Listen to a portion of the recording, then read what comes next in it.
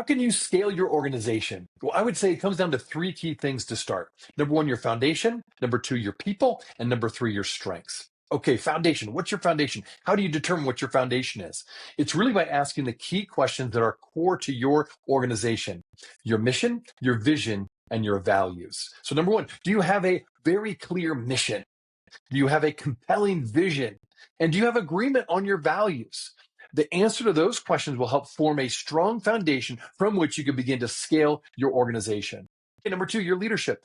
Who is your leadership and where are they in the places of your organization? Remember this book called Good to Great by Jim Collins? He wrote it many years ago, and he had this great illustration about getting the right people on the bus and the wrong people off the bus, and then the right people on the right seats on the bus before you take that bus to a certain destination. And in the same way, you want to ask the question, do you have the right leaders on the bus? Do you have the wrong leaders off the bus? And do you have the right leaders in the right places in your organization? Once you determine that, that's when you can begin to scale your organization. And then finally, strengths. I'm a big believer that as opposed to spending lots of time and energy on things you're really not good at, and you probably won't become good at, or you'll become just only average at, is to double down on your strengths.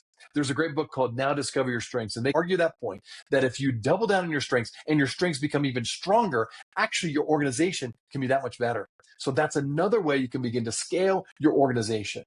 Now, there's more to it, but to me, that's the starting place to really start the process of scaling your organization.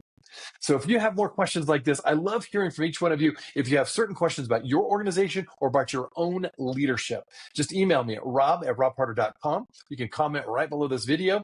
Again, love answering those questions here on Fridays. As always, thanks so much for tuning in to Friday Focus on Leadership. We'll see you next week.